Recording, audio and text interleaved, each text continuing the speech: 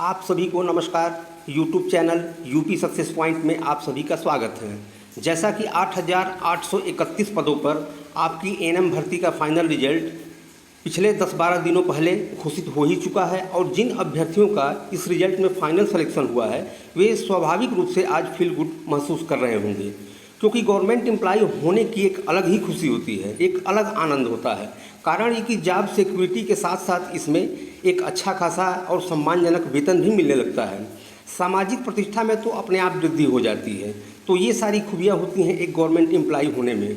अब चूँकि 10-12 दिन से कुछ ज़्यादा के समय हो गए रिजल्ट घोषित हुए, तो सभी सेलेक्टेड कैंडिडेट के मन में ये सवाल आ रहे होंगे स्वाभाविक रूप से कि सिलेक्शन तो मानो हो गया, अब ज्वाइनिंग और जिला आवंटन कैसे होगा और ये दोनों ही प्रक्रियाएं कब तक पूरी हो पाएंगी।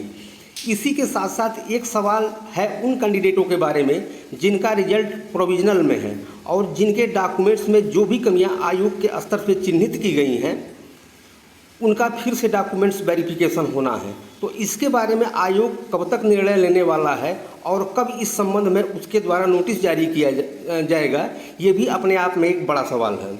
इसके अलावा जब आपका फाइनल रिजल्ट घोषित हुआ तो वह 9,212 पदों के सापेक्ष 8,831 पदों पर ही घोषित हुआ, यानी कि 380 सीटें अभी भी खाली हैं। तो क्या इन खाली सीटों पर वेटिंग लिस्ट के चांस बन रहे हैं?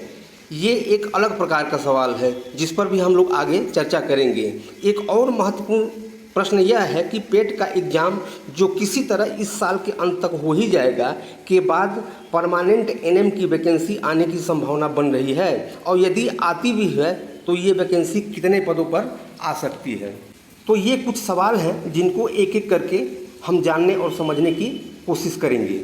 तो सबसे पहले चैनल को एक लाइक कर दीजिए, शेयर कर दीजिए और चैनल को यदि पहली बार विजिट कर रहे हैं तो सब्सक्राइब ज़रूर कर दीजिए।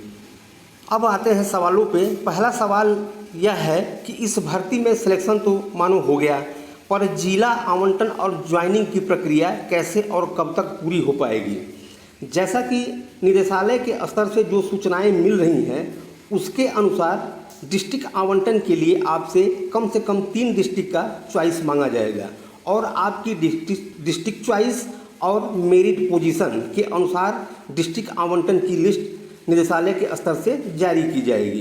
डिस्ट्रिक्ट चॉइस के लिए आपको निदेशालय बुलाया जाएगा या आपके होम डिस्ट्रिक्ट के सीएमओ कार्यालय में ही आपसे चॉइस लेकर निदेशालय मेल कर दिया जाएगा। इस पर अभी फाइनल निर्णय नहीं हुआ है, लेकिन इसको लेकर विचार मंथन लगातार चल रहा है। जहाँ तक मुझे जानकारी है उसके अनुसार करीब 80 से 85% अभ्यर्थियों को अपना होम डिस्ट्रिक्ट मिल जाएगा, क्योंकि प्रदेश के लगभग सभी जिलों में परमानेंट एनएम की भारी कमी है।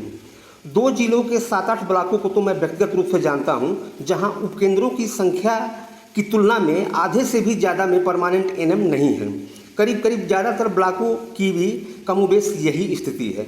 इसके अलावा जो 15 से 20% अभ्यर्थी किन्हीं कारणों से यदि अपना होम डिस्ट्रिक्ट नहीं पाते हैं तो वे अगल बगल के ज़िलों में शिफ्ट कराए जा सकते हैं, जो उनके डिस्ट्रिक्ट चॉइस के ऑप्शन के अनुसार वो डिस्ट्रिक्ट होगा।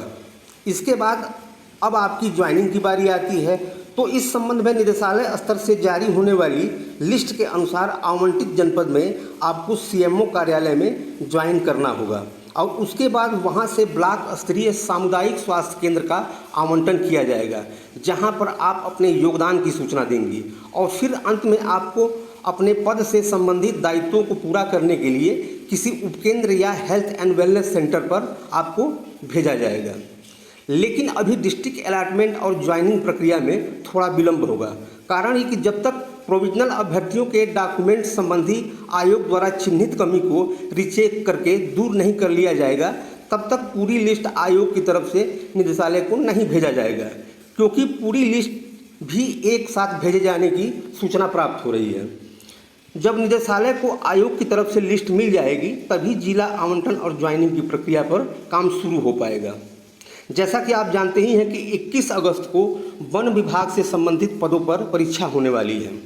उसके बाद इस महीने के अंत तक कहीं प्रोविजनल अभ्यर्थियों के मामले में आयोग कोई एक्शन ले पाएगा और कब ऐसे अभ्यर्थियों को डॉक्यूमेंट्स रीचेक के लिए बुलाया जाएगा उससे संबंधित वह कोई नोटिस जारी कर पाएगा। तो कुल मिलाकर इस महीने के अंत तक शायद आयोग कोई नोटिस जारी कर सकता है और डॉक्यूमेंट्स वेरिफिकेशन के लिए फिर से प्रोविजनल रिजल्ट वाले अभ्यर्थियों को वह बुला सकता है।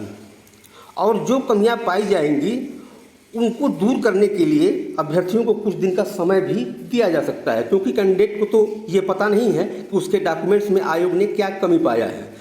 तो इन सभी प्रक्रियाओं को क्लियर करने में थोड़ा वक्त लग सकता है। रही बात वेटिंग लिस्ट के संबंध में, तो आयोग द्वारा अभी तक जितने भी रिजल्ट घोषित किए गए हैं उन सभी में वेटिंग लिस्ट उसके द्वारा नहीं निकाला गया है। लेकिन एएनएम की भर्ती अपेक्षाकृत एक बड़ी भर्ती है जिसमें अभी भी 380 सीटें रिक्त हैं और ज्वाइनिंग के बाद कुछ सीटें और रिक्त रह सकती हैं। तो ये संख्या करीब करीब 450 से 500 सीटों के बीच हो जाने की संभावना है। तो ऐसे में यदि अभ्यर्थी आयोग पर या शासन पर दबाव बनाने में सफल होते हैं तो आयोग के स्तर से वेटिंग लिस्ट जारी भी किया जा सकता है। लेकिन ये सब कुछ इस बात पर निर्भर करेगा कि अभ्यर्थी कितने प्रभावशाली ढंग से दबाव बनाने में सफल हो पाते हैं। देखिए, आज के युग में असंभव कुछ भी नहीं है, बस प्रयास की दिशा सही होनी चाहिए तो असंभव को भी संभव में बदला जा सकता है।